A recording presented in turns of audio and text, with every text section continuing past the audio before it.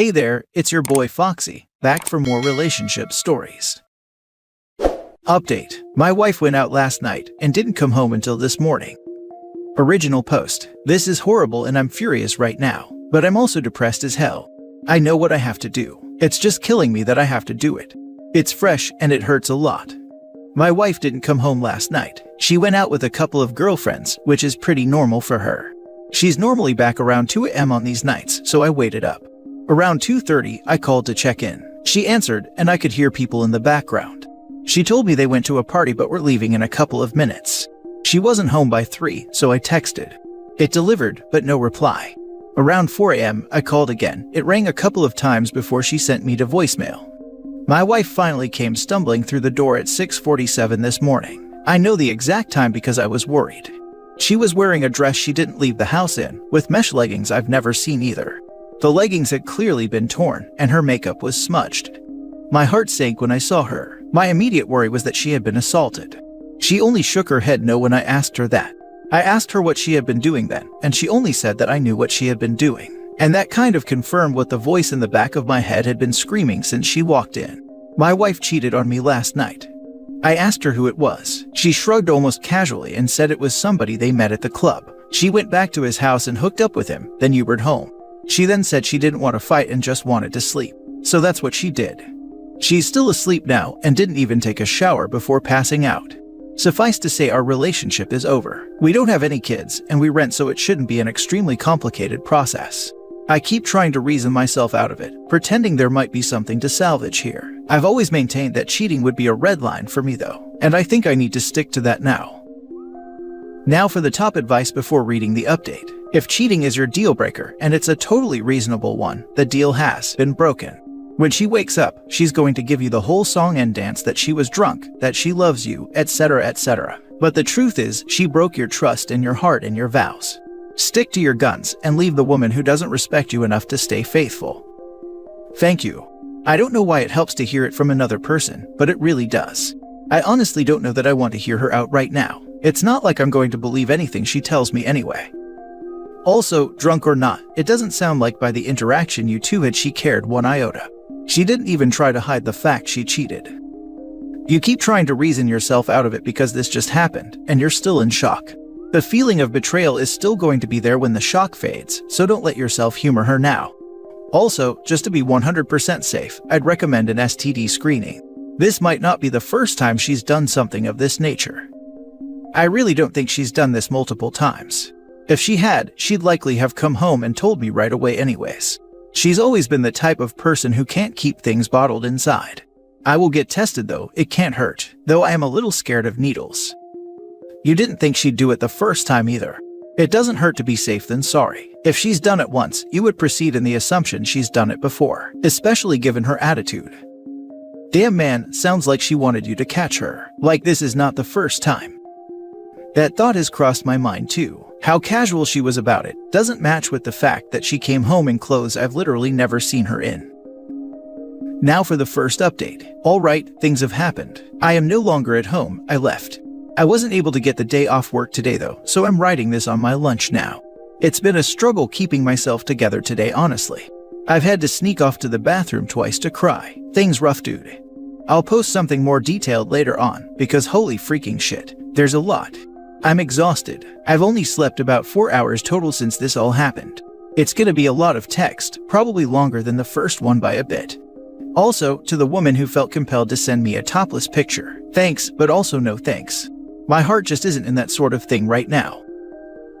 Please kick your soon-to-be ex out of the house. Don't give her the satisfaction of being the sole proprietor of a house you bought together after wronging you. It sounds like she wants you to file a divorce, but one that would end on her terms. She purposefully lied to you about when she would come home.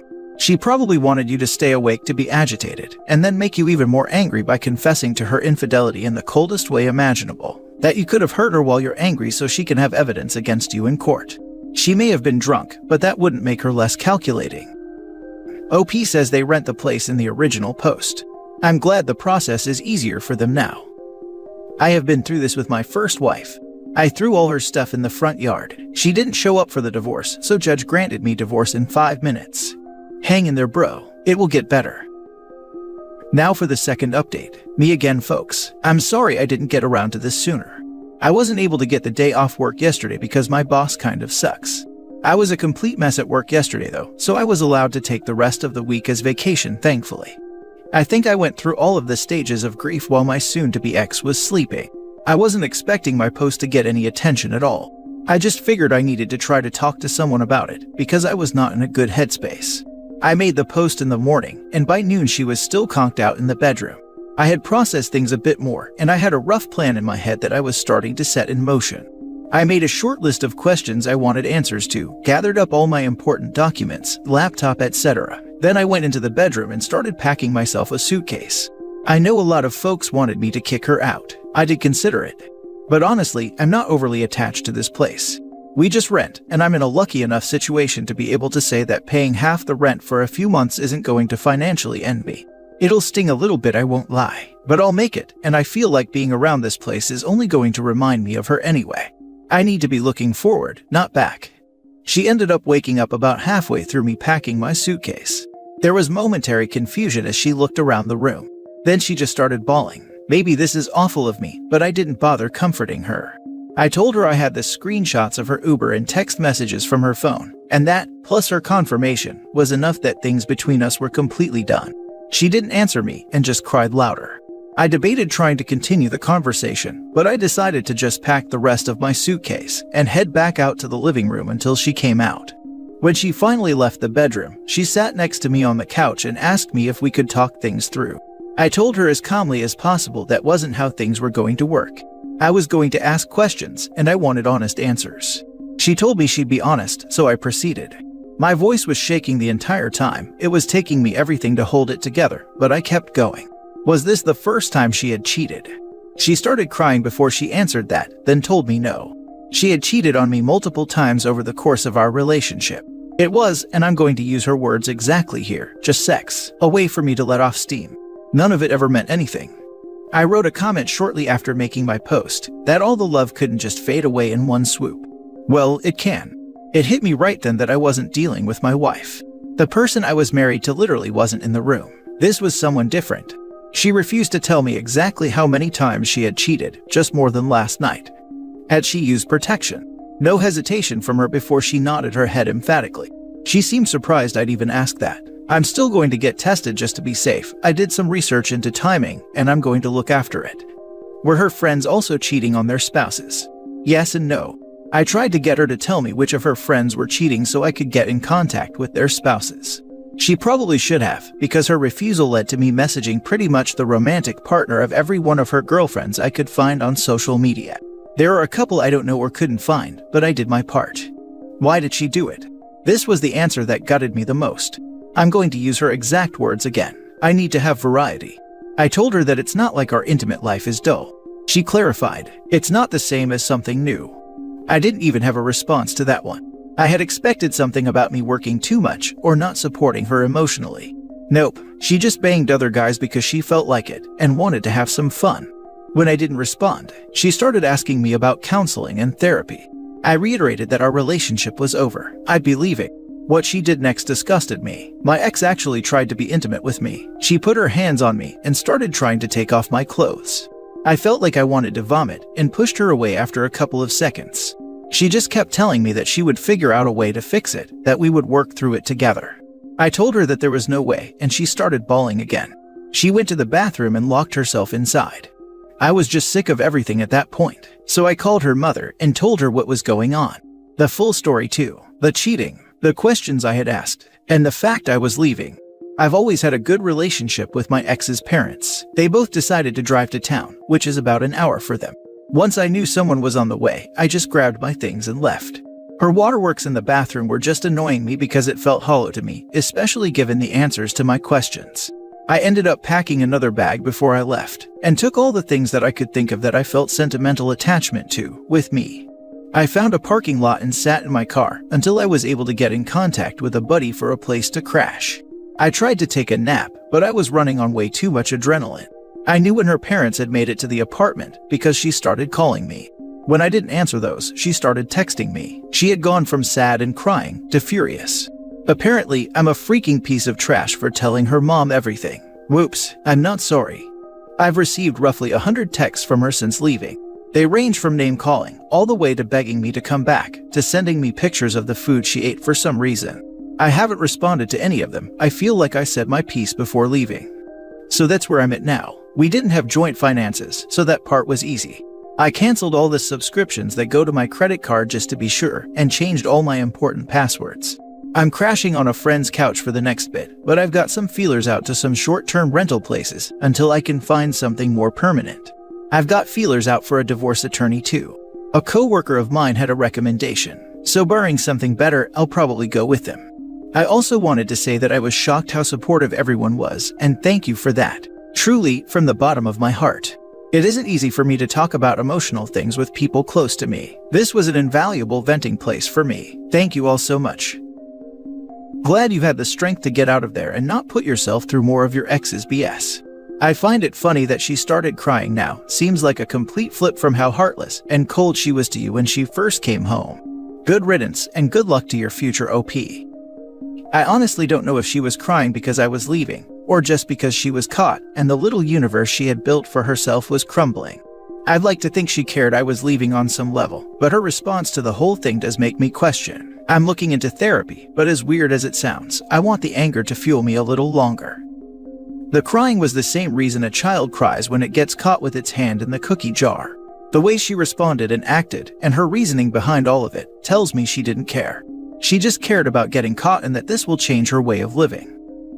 Honestly, her crying sounds way more attention-seeking and obnoxious, and she only did that to get sympathy from her ex and back together with him. Yeah, right. Like that's going to work. Also, she's delusional. Goddamn. None of it ever meant anything. That line that so many cheaters use perfectly illustrates how selfish these people are. I read several cheaters posting online using that same excuse. I don't know, maybe there is some truth to it. Maybe in the moment, they aren't thinking about their spouse.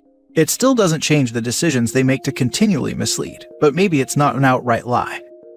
To them it didn't mean anything. And the bit they say not with words but actions is that, neither do you.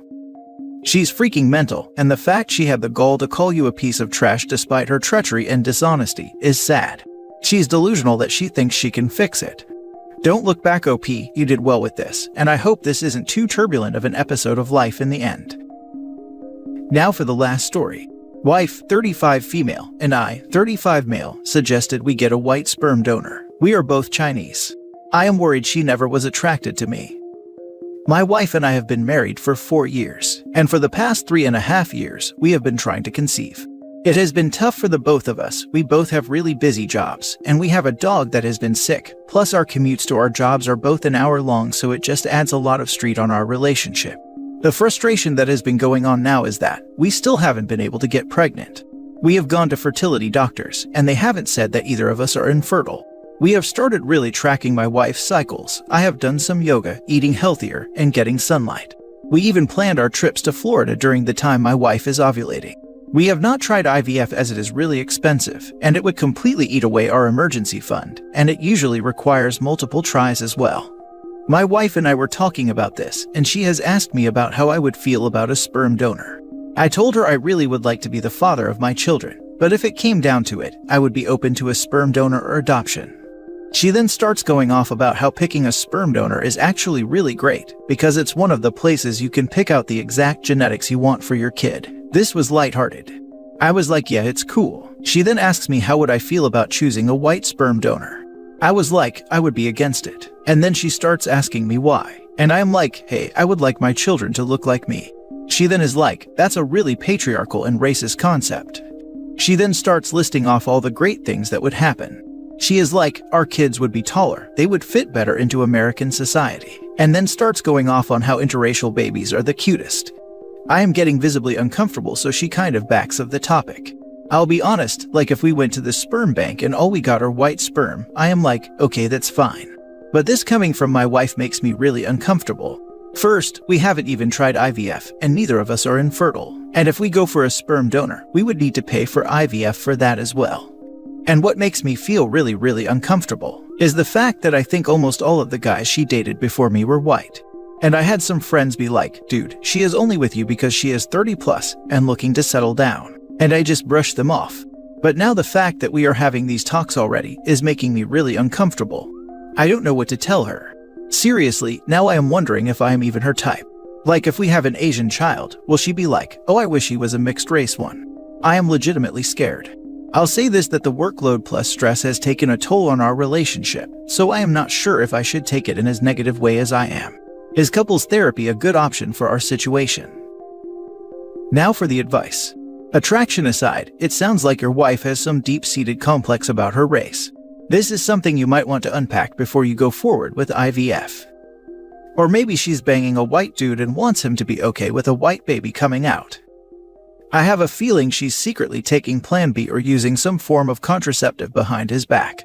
I mean, if neither are infertile and suddenly she's super hopeful about a sperm donor, it doesn't sit right with me. Seems like she was just waiting for this opportunity so she can choose what her baby looks like. Ask her how she would feel if you had a white woman donate her eggs. Probably time to put the kids' talk on hold and do some counseling. That would be a good place to start, since there is some deep-seated things coming out in these talks. I wouldn't even say white because she clearly thinks whiteness is better. I'd say another non-white or Asian race. You'll see how quickly she'll change her mind. There's a reason she asked for a white donor and not a donor of any other race.